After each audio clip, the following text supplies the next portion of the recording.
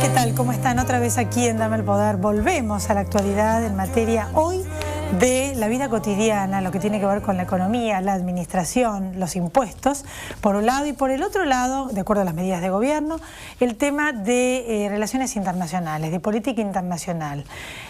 Básicamente de lo que vamos a hablar es de los impuestos que fueron modificados, la nueva recategorización del monotributo por parte del gobierno y la modificación del impuesto a las ganancias, que ya es ley. Estas medidas, junto con otras que se tomaron con respecto, por ejemplo, a la ciudad y varios distritos inundados de gendarmes y otras cuestiones más de cara a las elecciones de octubre para intentar ganar las elecciones, básicamente en un sector de la población que tiene que ver, a mi criterio, creo, con parte de la clase media, y veremos qué pasa y en qué medida esto es sustentable en el tiempo, qué es lo que puede pasar, cuántas más reformas o no habría que hacer en materia tributaria, con uno de los expertos y profesores universitarios más importantes, Santiago Sáenz Valiente, profesor universitario, tal como les dije. Y por otra parte, el tema de política internacional, porque como ustedes saben, más allá del acuerdo que hubo entre Estados Unidos y Rusia para desmantelar las armas químicas de Siria, una zona muy, diríamos, sensible a la posibilidad de que un conflicto se espiralice y en un efecto dominó llegue a ser una situación conflictiva para gran parte del mundo. Esto en caso de que hubiera habido una invasión por parte de los Estados Unidos, que amenazó, que no se cumplió, que no tuvo el apoyo internacional. La pregunta que uno se hace es en qué medida Estados Unidos está mirando hacia adentro y hay un nuevo panorama y un escenario internacional en el cual cada cual hace lo que quiere. Y no hay un límite, porque en realidad yo no digo que esto esté bien ni que esté mal, pero lo que sí es cierto es que gran parte de las situaciones eran resueltas a través de un Estados Unidos que asumía un rol como de sheriff internacional. Esto ya no pasó.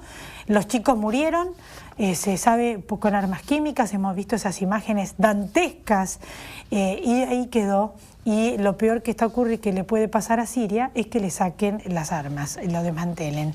Esto por un lado, y por otro lado, ¿qué puede pasar en caso de que la Argentina, y qué es lo que haría, sea, diríamos, sentenciada a tener que pagar a los bonistas que quedaron afuera del canje, los holdouts? ¿Qué puede hacer la Argentina? ¿Cuáles son sus posibilidades? ¿Y en qué contexto se inserta en el ámbito internacional? De estos temas entonces con Federico McDougall, experto en estos aspectos, después de la pausa. Ya volvemos, no se vaya. Aquí estamos entonces en Dame el Poder con el doctor Santiago Sáenz Valiente. ¿Cómo te va, Santiago? ¿Qué tal, Elizabeth? Gracias por estar Bien. acá, hablar nuevamente de este tema que nos importa tanto, que tiene que ver con los impuestos, ¿no? Y nos afecta, ¿no? Y nos afecta y la gente chilló y monitoreando evidentemente desde el gobierno cuáles son los aspectos que más molestaron a gran parte de la ciudadanía por la cual no ganaron las PASO. Debe haber estado esto de los impuestos, puntos, sí. También el tema de la inseguridad. Es evidente que esto le sirvió, y eso lo dije yo cuando ocurrió las elecciones las PASO, para lo que más servía era para que el gobierno pudiera ver, tantear y hacer un plan para poder ganar las elecciones de octubre. Y es lo que evidentemente están tratando de hacer. Veremos si les da resultado. La gente, ¿en qué le va a cambiar la vida a esto? A ver, en primer lugar, el tema de ganancias era y sigue siendo necesario hacer correcciones. Los famosos denominados mínimos no imponibles, que son estos conceptos que en realidad son presuntos, que es el monto en el cual uno tendría que disponer sin pagar impuestos para poder afrontar todos los gastos de una vida digna, entre ellos, por supuesto, vestimenta, diversión, educación, porque la verdad que los colegios privados, al no poder ser reducidos, los pagos evidentemente afecta mucho, y todo lo que uno tiene que reemplazar que el Estado no le da. Tiene que pagar seguridad, tiene que pagar una obra social privada. Todo eso tendría que estar dentro del valor del mínimo no imponible, pero sobre todo, este mínimo tendría que actualizarse en forma automática, como siempre se ha hecho. Sin embargo, esto hoy no es así, y bueno, se tomó esta medida de corrección a los que tienen un ingreso bruto, es decir, antes las deducciones previsionales de 15.000 pesos en los últimos meses. Realmente se ha hecho una mezcolanza interesante y preocupante porque se ha desnaturalizado el tributo. No importa si la persona es casada, soltera, si tiene 2 hijos, 4 u 8, en ese nivel de ingresos. Y entonces se han creado 3 categorías de contribuyentes: los que tienen menos de 15.000 pesos de ingreso bruto, entre 15 y 25, que ahí se les actualiza al mínimo en un 20%, no sé si es suficiente, y las categorías de los que ganan más de 25.000 pesos que no tienen actualización de los mínimos. Una cosa realmente extraña cómo se ha armado esto, cuando en realidad lo que falta esencialmente es la corrección de la tabla determinativa del impuesto. Hay una tabla para determinar el impuesto, hay una escala, que esa escala tiene más de 12 años en los mismos valores, 12 años sin modificarse. El otro perfil que tenemos del otro lado es como contrapartida para corregir, digamos, la recaudación, de la pérdida de recaudación que se podría generar o se va a generar necesariamente por ese ajuste. Tenemos el tema de los monotributistas. Los monotributistas hace 4 años que venían con los mismos topes, topes de 200.000 pesos para servicios y 300.000 pesos anuales para venta de bienes. Sabemos que cada uno está en una determinada categoría en función de esa recategorización.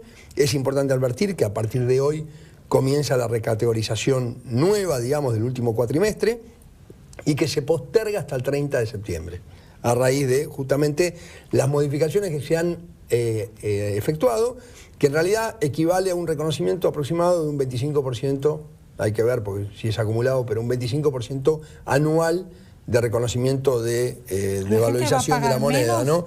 La gente va a pagar menos, va a pagar seguramente sustancialmente menos, porque se va, digamos, al recategorizarse y incrementar el tope de facturación y por lo tanto el tope también en cada una de las categorías, una persona que estaba en un determinado monto anual, por decir algo, no sé, 140.000 pesos, estaba con una determinada cuota que hoy por hoy va a poder tener una categoría menor porque las cuotas, los valores de las cuotas no se han modificado.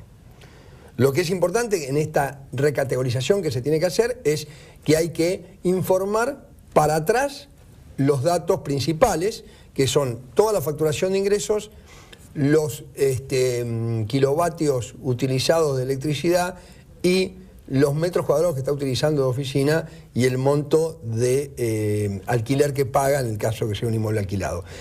El tema del monotributo, a ver, es complicado, se ha convertido en algo complicado, no es simplificado. Para analizar, digamos, hay que ver quiénes son sus clientes, qué tipo de servicio presta o si vende bienes, quiénes son sus clientes, porque hay que ver si sus clientes son responsables inscriptos en IVA o no. Hay que tener en cuenta que lo que es seguridad social, la parte previsional, la cuota previsional, esa es igual en todas las categorías, lo que se modifica es el componente impositivo. Y hay que tener en cuenta que cada vez hay más información que brindar, porque en determinadas categorías hay que brindar información sobre los proveedores, sobre 5 principales proveedores, 5 principales clientes, el tema de la utilización de oficina. Y la verdad es que además está el tema de la facturación electrónica. Con esto también mejora porque son determinadas categorías que tienen que hacer por facturación electrónica. El sujeto seguramente, probablemente hoy, por ahí estaba en la categoría que le resultaba obligado a hacer la factura electrónica y ahora baja y esa obligación no le corresponde hacer. Sí, el tema es que ¿con qué van a reemplazar en el fisco todo esto? Porque va a disminuir la recaudación, porque por otro lado también anunciaron el impuesto, que también es tema, a venta de acciones y de dividendos. Te redondeo esto, Elizabeth. A ver, cantidad de monotributistas, aproximadamente 2.250.000 monotributistas. Se dice que en la recaudación el tema de monotributistas no va a afectar demasiado. Parece que la recaudación en monto no es tan sensible, digamos. Sin embargo, yo creo que va a haber una cierta baja. Te agrego un problema antes de la venta de acciones, te agrego un problema que es nosotros, los autónomos, los independientes. Esos todavía no tienen corrección de ningún tipo, ni de mínimos, ni de la deducción que tienen aquellos que están en relación de dependencia incrementada, ni de la tabla para determinar el impuesto. Hoy, un soltero independiente que está por encima de 3.000 pesos mensuales, 3.600 pesos mensuales, paga impuesto a las ganancias. Y esto es una asignatura pendiente que la va a tener que resolver el gobierno prontamente, porque ha resuelto lo de relación de dependencia y ha resuelto lo del monotributo. Y sabe que tiene esta asignatura. Con lo cual, digamos, ahí va a haber otra pérdida de recaudación, entre comillas. Pero no arregló lo de los autónomos. Lo de los autónomos no. Y el productor agropecuario también, lo mismo, le pasa lo mismo. Tiene 3.600 pesos de ganancia neta mensual promedio en el año, y por encima de eso tiene que pagar impuestos a las ganancias con una tabla que está totalmente distorsionada. O sea, no hay progresividad en el impuesto. Y eso no lo... Y eso lo tienen que corregir, saben que lo tienen que corregir, se ha dicho. El Consejo Profesional, todas estas cuestiones de económicas, viene, digamos, planteándolo hace varios años. Por el otro lado, como bien vos decías, y antes que nos acabe tu precioso tiempo y el tiempo de la televisión, seguramente querés conocer un poco lo de lo que se sancionó el jueves en el Senado. Sí. ¿No? La verdad que, bueno, es preocupante en este nivel de presión fiscal general que hay y de falta de corrección en muchos aspectos, por lo pronto el ajuste por inflación en las empresas, que es algo realmente distorsionante y preocupante, que cada vez que se corrige algo, que eso implica obviamente menores ingresos de recaudación, tenga que reemplazarse por otro impuesto. Yo no es que estoy de acuerdo o en desacuerdo con el tema de las acciones y de los dividendos. Voy a comentarte esto nada más. Venta de acciones que no cotizan en bolsa. O sea, paquetes accionarios que se transfieren, generalmente entre personas físicas, generalmente, que no cotizan en bolsa. ¿Qué pasa? La utilidad por la venta está grabada al 15%. ¿Y qué es la utilidad por la venta? Es la diferencia entre el precio de venta y el costo. ¿Y el costo actualizado hasta qué fecha? Bueno, al no haber ajuste por inflación está todo congelado hasta el año 1992. Quiere decir que tenemos 20 años sin actualizarse, con lo cual eso genera distorsiones. Yo hubiera estado de acuerdo con esto, en todo caso, si se hubiera grabado la venta de acciones que sea, digamos, con poco tiempo entre el momento de la adquisición y el momento de la venta. Ahora, y después están los dividendos. Para concluir, en realidad todos estos impuestos son para pagar un gasto que, por lo que se está saliendo a la luz hoy, ya no tenemos deuda externa, pero hay una deuda interna, un producto, diríamos, un gasto que es el porcentaje, el déficit del producto es cada vez más importante, el déficit del Estado. Sí, entre así que público. esto es el perro que se muerde la cola, o sea, esto es sustentable en el tiempo, pero la presión fiscal no les va, en algún momento la gente no va entre que comer o comprarse algo y pagar impuestos, o sea, es insostenible, me da la impresión. Yo creo que hay que resolver, Elizabeth, la cuestión genérica, absoluta, total y completa. Es decir, el problema de la reforma tributaria no puede ser que se sigan haciendo parches. Se necesita una reforma tributaria total y completa. Y el tema de los gastos públicos y el direccionamiento de esos gastos públicos, cuyo único ingreso genuino real son los impuestos, también requiere un ajuste y requiere una corrección que digamos, no soy político ni economista para poder decirte, pero bueno, ni hablar. Ese es otro tema que podríamos hablar en un programa entero. Todos los impuestos de las intendencias y de las ciudades, absolutamente, la gente lo debe saber porque no hay plata de la distribución de impuestos nacionales. Y a las provincias no les llega y a los municipios no les llega el porcentaje en virtud de la distorsión que hay dentro de la estructura tributaria actual, entre otras cosas por los derechos de exportación, que además son recaudación nacional absoluta. Evidentemente, entonces cada una de las provincias aumenta su impuesto a los ingresos brutos, su impuesto inmobiliario, y las intendencias aparecen con tasas que no son tasas, son impuestos. Y bueno, y acá es donde hay que, esta madeja, ¿cómo hacemos para desarmarla? ¿Y para qué se usa la plata de impuestos? Última frase, ¿para qué se usa la plata de los impuestos? Y no, los impuestos es un ingreso genuino, para toda la recaudación, y bien, tiene que estar destinada a todas las funciones del Estado. De desarrollo social, de gasto público indispensable para la distribución del ingreso, sin ninguna duda. Bueno, yo te agradezco muchísimo haber estado acá y nos vamos a volver a encontrar para hablar de otros temas. Porque cuando quieras, Elizabeth. No nos vuelve la plata en estas funciones indelegables del Estado. La gran preocupación. Justicia, seguridad, salud y educación, como debiera. Así que la gente se encuentra pagando impuestos por algo que no recibe en tiempo y forma por parte del Estado. Gracias por haber estado acá. Gracias, Elizabeth, por la invitación. Después de la pausa, el ámbito internacional. Ya volvemos, no se vayan. Aquí estamos Volvemos entonces, después de la pausa, con Federico McDougall para hablar del ámbito internacional. ¿Cómo te va, Federico? ¿Cómo andas, Elizabeth? Bueno, dos consultas. ¿Cuál es el panorama con respecto y en qué medida nos afecta esto y qué nos puede pasar? De acuerdo a lo que se decida por los que quedaron afuera del canje, más allá de si son fondos buitres o no, nadie duda de que son fondos buitres, pero bueno, esta es la situación y hay que ver qué hace la Argentina y qué pasa en caso de que no cumpla la Argentina. Bueno, primero tenemos que esperar a ver si la Corte de los Estados Unidos acepta o no el fallo. Eso es a partir del 30 de septiembre. A partir de ahí, dos escenarios. Si lo acepta, se extiende el plazo durante un año. Si no lo acepta, vuelve de vuelta a la Cámara y ahí determinarán en qué forma se tiene forma y tiempos para abonar. Si nosotros tenemos que abonar el total de la deuda que reclaman los fondos buitres, 1.400 millones de dólares, va a afectar a las reservas, pero hasta cierto punto es un costo digerible para la Argentina. Si en cambio se sienta el precedente para que los 65.000 millones de dólares de deuda que ya ingresaron en el canje puedan reclamar el 100% de la deuda que en su momento tuvo quita, ahí podríamos tener un problema casi de quiebra, pero esto es algo que antes de levantar el paraguas yo recomendaría esperar hasta el próximo mes.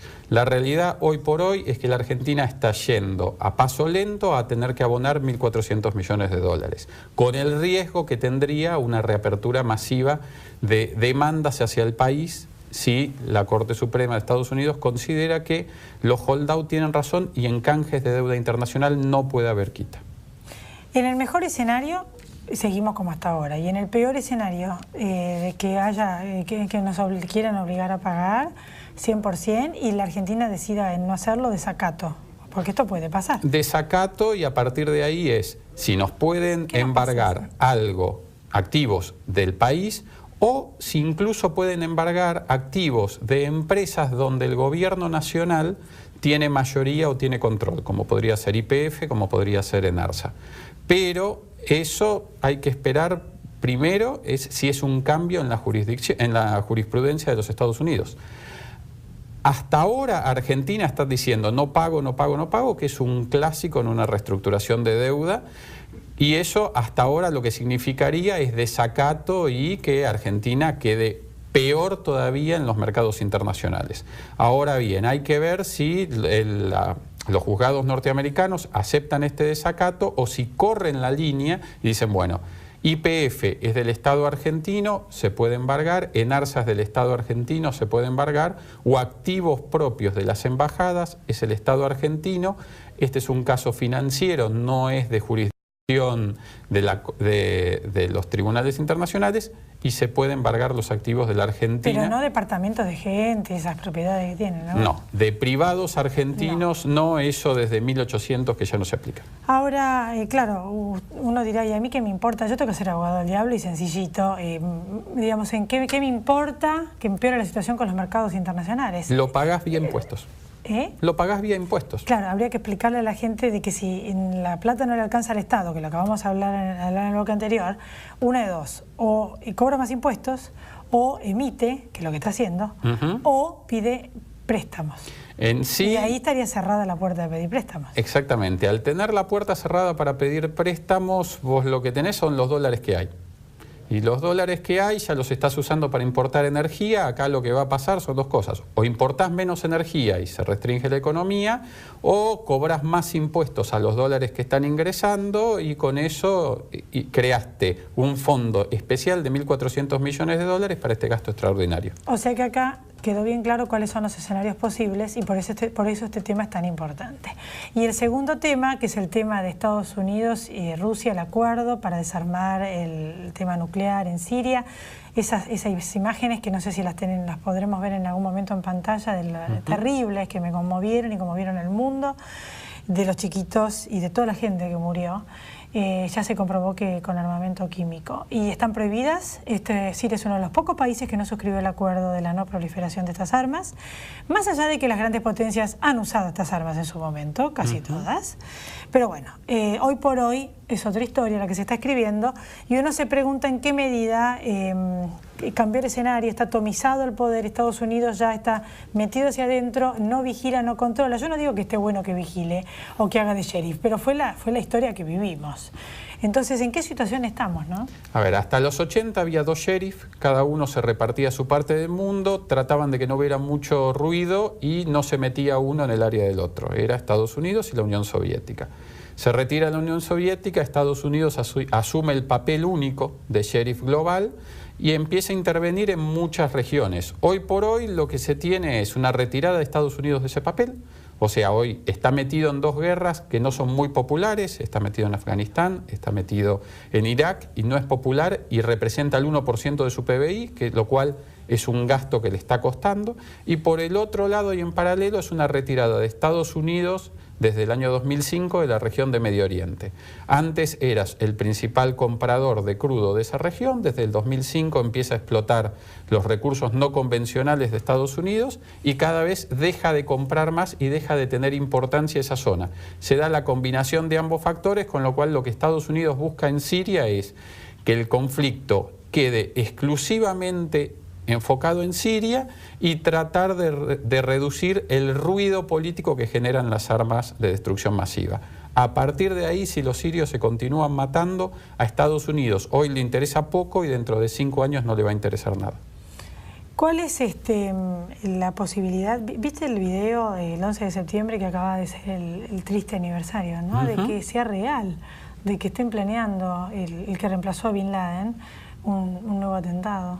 Lo están planeando seguramente. El tema es que cada vez le es más difícil el ingresar dentro de los Estados Unidos y es cada vez más difícil golpear a Estados Unidos a nivel global porque está teniendo un principio de retirada hacia sus propias fronteras o hacia áreas seguras. Hace 10 años Estados Unidos era una potencia muy abierta en lo que sean sus fronteras y era también una potencia con objetivos en todas partes del globo. Hoy por hoy se está retirando de Medio Oriente, en África tiene un pie pero no tiene los 2 pies puestos, es fuerte en América Latina, es fuerte en Europa y es fuerte en algunas regiones de Asia donde el terrorismo global no es tan fuerte. Hoy puede recibir golpes simbólicos pero no es muy complicado que vuelva a tener un 11 de septiembre como fue en el 2001. Si hubiera habido una invasión de Estados Unidos en Siria, ¿esto hubiera podido provocar un conflicto en espiral superior y que lleve a un peligro en la zona de una guerra mayor? En sí puede generar un conflicto regional y además es un conflicto muy caro para lo que representa Siria dentro de los intereses norteamericanos.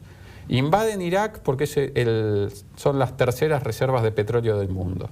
Invaden Afganistán por 2001 y porque es la clave para lo que es Asia Central. En cambio, Siria es un país con un ejército medianamente bien armado, con armas químicas y sin petróleo. O sea, económicamente no les conviene invadir Siria y políticamente es un riesgo porque no terminan de entender hasta dónde puede llegar el conflicto. Porque invadir Siria, el conflicto va hacia Líbano y si atacás de vuelta al Líbano, hay una posibilidad de que esto te repercuta en el Golfo Pérsico con Irán, que tiene intereses muy fuertes en Líbano. ¿Tenés información de, por último, las inversiones que todos los economistas dicen que no están llegando en la medida acá a la Argentina que sería necesario en cuanto al porcentaje de producto que hace falta para generar, entre otras cosas, una mayor oferta? Y es un círculo que todos ustedes que entienden de economía se dan cuenta.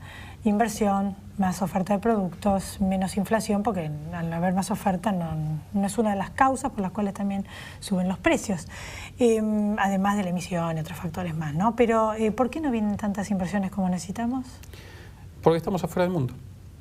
O sea, si uno no respeta los derechos de propiedad de las empresas, en paralelo no tiene acceso al crédito internacional, la posibilidad de que vengan empresarios de otras partes con recursos propios, porque ni siquiera pueden pedir prestado, porque vos no decís, bueno, quiero pedir prestado para ir a invertir a la Argentina, no te presta nadie. Entonces ya tenés que usar recursos propios. Y los recursos propios no terminás de saber si te van a respetar las reglas de juego. Caso Repsol. Puede estar bien o mal nacionalizada, pero la realidad es que fue una expropiación.